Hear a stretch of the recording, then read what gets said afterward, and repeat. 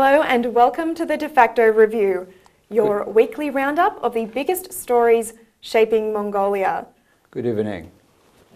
Welcome to the program. As always, we are live on the V Television Facebook page, and we want to hear your thoughts on all of tonight's top stories. So be sure to send us comments on Facebook or on Twitter using #Jargle_defacto. Coming up on the program tonight, the IMF recommends a pay rise for public servants as cost of living increases. The Confederation of Mongolian Journalists meets to elect a new director and a new board.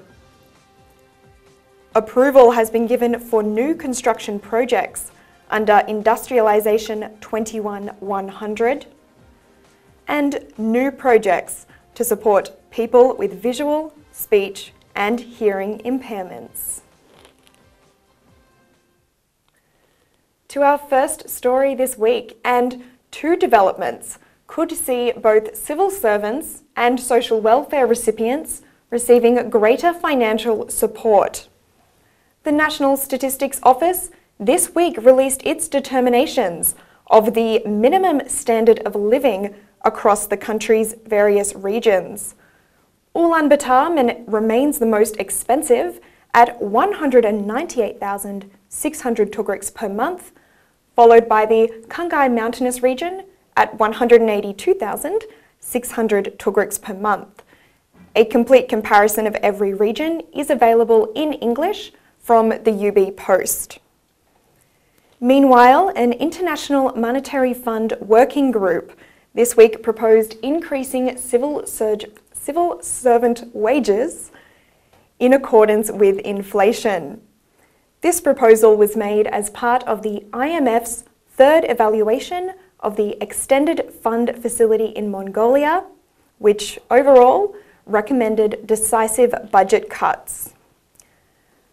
I'll ask you first about, very briefly, about the minimum standard of living and those determinations. How well do you think those estimates reflect the true standard of living requirements in each of these regions? Well, one issue, how well it is reflecting. The other issue, how much it impacts on the economy. First, on how well it is reflecting living standard. Statistics, Mongolian National Statistics Committee has every year or every 2 years estimating the minimum cost of food and non-food basics, necessities per person per month. And this level of minimum living standard impacts on two things, on minimum wage and level of social care. About the social care part, it more or less goes understandably. The other part, it'll be always steering certain uncertainties for private sector. Because private sector, due to increase of salary, minimum salary in the public sector, which is not going to happen to the end of this year, they are now required either by employees, by everything, they are required to increase. So that's always also brings questions. And plus, because it's 192,000 people we talk about as a public servants, we call it public officers, Albanhakch in Mongolian. It's about 20% of our Mongolian labor. So when you increase 20% of people's labor salary here, it causes inflation. And we don't hear the Mongol Bank president's opinion on that, because Mongol Bank should have independent on view, independent from the government, view on this issue. Because today the inflation level is 6.4%. And they said, Mongol Bank, it will be 8% to the end of the year. So you mentioned there the public servant, the public office wages, and the IMF has recommended increasing those in accordance with that prediction of inflation. Well, I don't think IMF required, but I think Mongolian government, in particular Minister of Finance, was insisting on that. And why we got the IMF program? Because we had a problem with public budget. We had a majority, 1/4 of budget revenue was paying the interest rate of only loan. And it was very expensive because it's raised from domestic market with very high interest rate, higher than banking saving rates. And on the other hand, we needed cheaper money. That's why we asked the IMF. IMF is coming and they're suggesting two things: cut the budget deficit, and it means cutting the expenses. Yet they are increasing the expenses. And how can the ones say that IMF program is very successful? IMF program was successful in the sense that certain macroeconomic indexes was coming up, like budget deficit had decreased, the Tugrik rate with the US dollar was more or less getting better. So it was 2,500, now to the 2,400 at this level, staying longer, even has some tendency to go down. So they say it's good. But it is not enough good, because it's just the increasing revenue of budget more than planned doesn't give this government a right now to increase immediately their expenses in the form of wage increase, etc. So it is, if you wait, if this money is used for diversification of the economy, for more competitiveness, then we could have more a benefit from this. Do you think the government would entertain those increases on tobacco and alcohol tax in order to meet this recommendation? They have already increased, and they have not changed it. They only decreased or annulled one thing. There was the personal income tax at different level, sliding scales, and they have annulled it back. Now we have only the personal income revenue tax will be only at 10% as before. So other than this, all tax increases are valid, including this excess taxes for alcohol, tobacco, and other things. You know, the reason why they are keep increasing taxes, yet they are keep increasing the minimum standard, and all this gives very bad signal to a private economy, private sector, because the people now mindset is now you go more to a public office, you will have guaranteed salary increase every 2-3 years, so everybody more wants to go to a public sector. Secondly, when they increase this minimum salary, it is creating more unemployment, unfortunately. You know why? Because people who are living or getting this minimum wage, they are usually unskilled workers. They are attracted by hours, by days, and now the company has to pay more unskilled worker, part-time worker, minimum salary, then it is increase his cost. So instead of that increasing, he just will give his own people more jobs. So as a result, this guy's employer's productivity is less, and now his cost is high. So now either he needs to increase the either price of product or squeeze his profit. If he's increasing the price, then it's not good for customer. If he's squeezing the profit, then the company will be bankrupt. So in either the whole employees will be unemployed.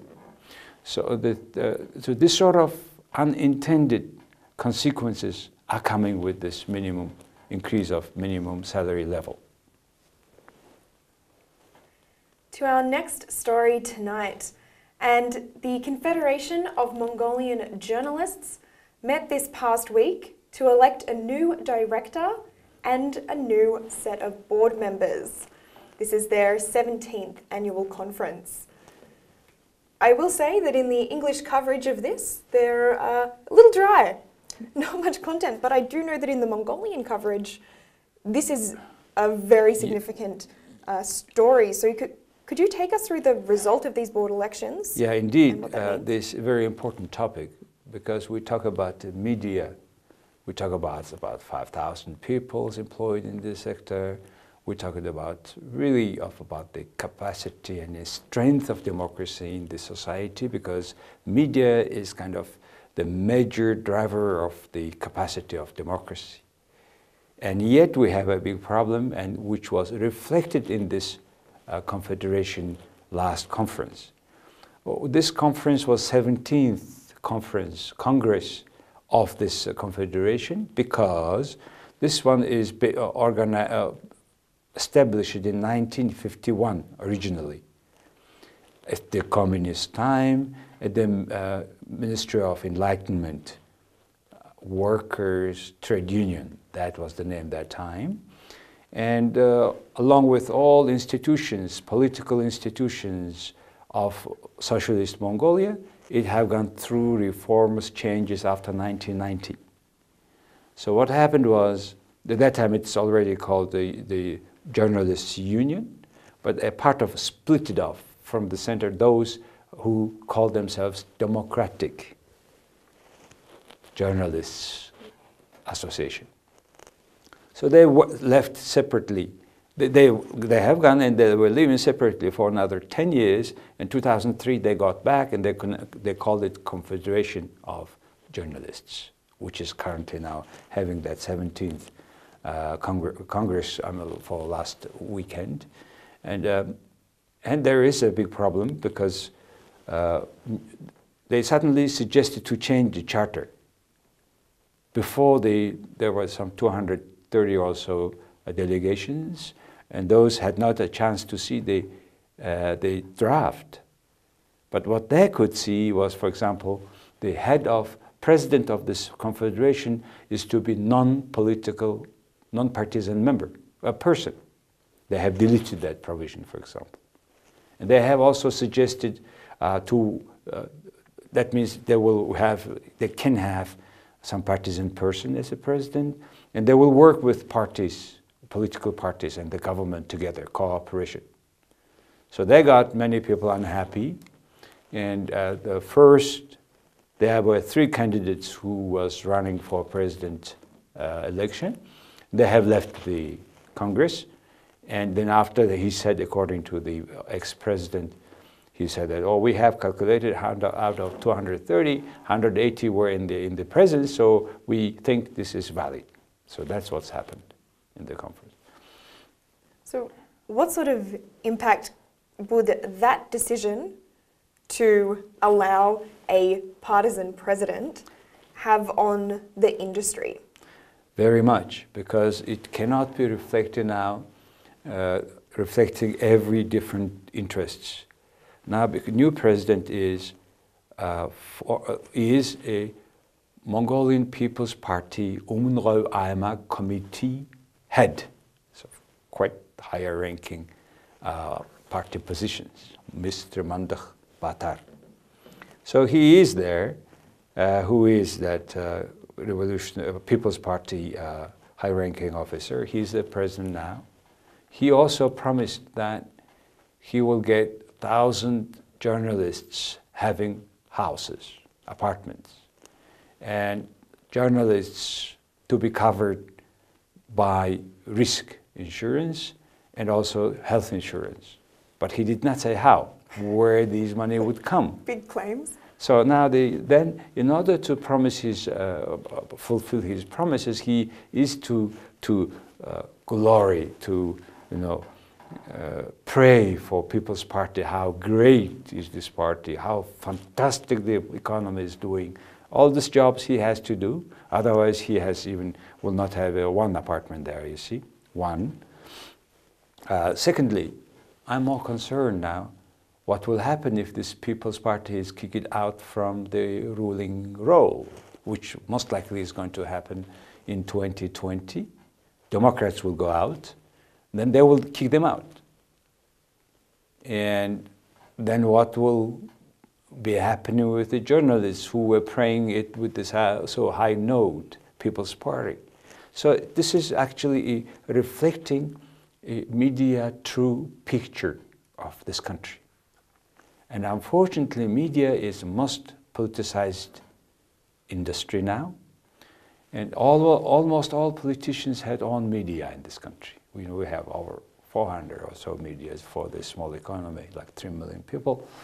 And almost all parliament members, it was a very fashionable to have on TV, etc. They have. Even our president has on TV, C1. And more than that, 2 largest commercial banks have on media. TDB Bank, largest bank, has on Bloomberg Mongolia. They have the government newspaper. They have recently bought Forbes. Olympic Bank, one of large 4 banks, it has on media Eagle TV, Education TV, one large news portal. So in Mongolia, politicians have media, banks have media, and they pay the journalists for singing their songs. How you do expect independent media? This country, here we have freedom of speech, yes, but not independent media, not completely. Not all of them, but however, majority. So in these conditions, that's why, because these people have, so powerful people have, politicians, bankers have media, we cannot complete corruption.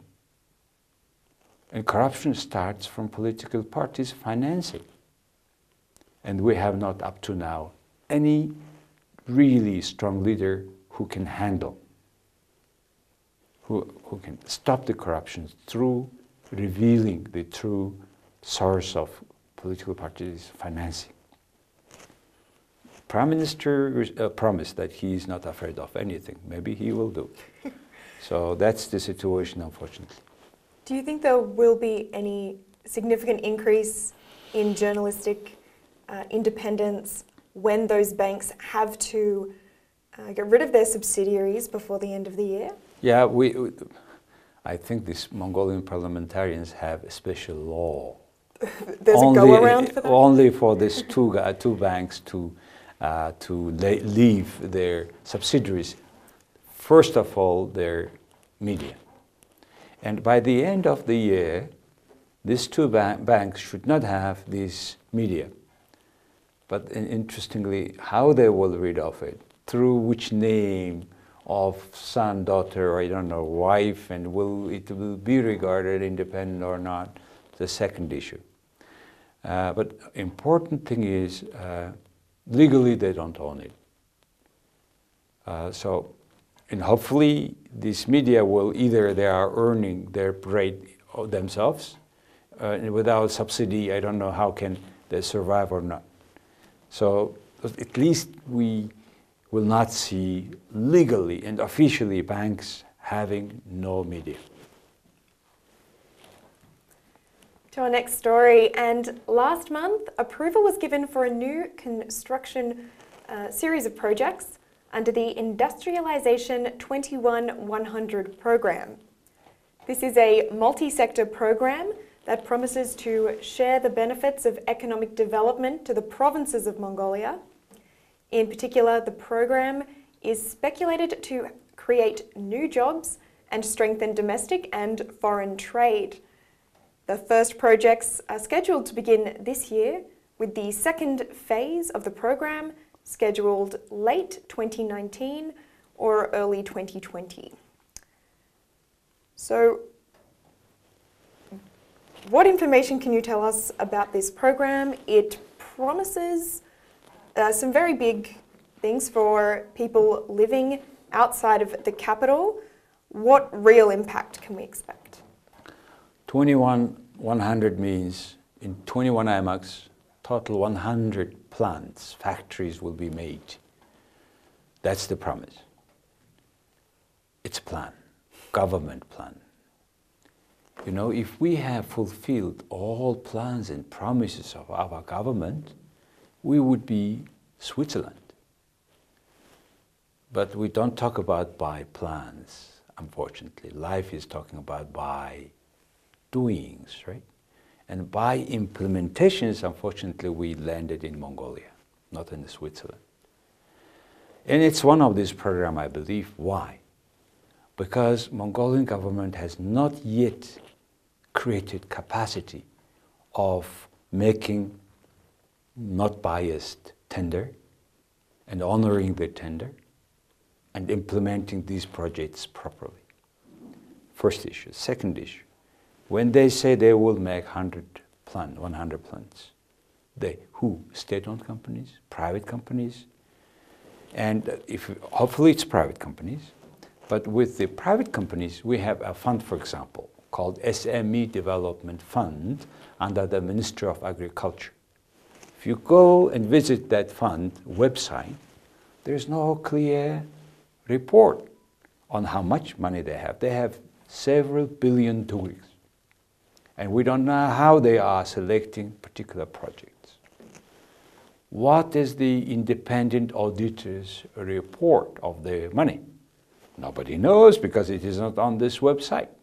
And now they're going to put our budget money, 3.7 billion tugriks for this 100 plant. Who will be the implementer of this project? Development Bank of Mongolia or State Bank of Mongolia? Why the government should have a state bank, for example? By our law, we should not. But they have somehow created a state bank from 2-3 failed banks. It was just created as a bridge to make immediately as a state-owned company, public share-owned company, public-owned share companies, which they did not. So I don't know. I'm not sure if they can do it. But one thing is sure, that they're going to spend 3.7 billion tugriks for that. And if it is handled like they have been doing up to now, including like this SME fund, I don't believe they can do it. So we need more control of civic society of our fund. All funds should be transparent, not like now, accountable. That's what we ordinary people demand. And also, it is not the self-purpose to make plants. Those plants should be diversifying economy from mining sector. Should be another industry should be developed, right? For that, we need clusters, we need competition, we need free price. So, in which particular sector Mongolian economy is going to be competitive, is to be studied and selected, and only after that, state-owned comes with the money, but private or even NGO should be one of the implementer, so that we have a complete disclosure, transparency of this money and that plant. Then we may have some success. So it's been said that the projects under that Industrialization 21-100 program should start this year, with phase 2 beginning just next year. And as you said, so far it's a plan. When would you expect to see anything concrete from that program? Well, because it's politicians, they should start now and they start next week, continue, and by 2020 they must have some results by summer. If they don't have a result, we will ask, where is our money? Like we are asking with where is our bond money? $1.5 billion report. Even now, up to now, this government, the previous government, have not delivered to the public. And then where is the state auditing department?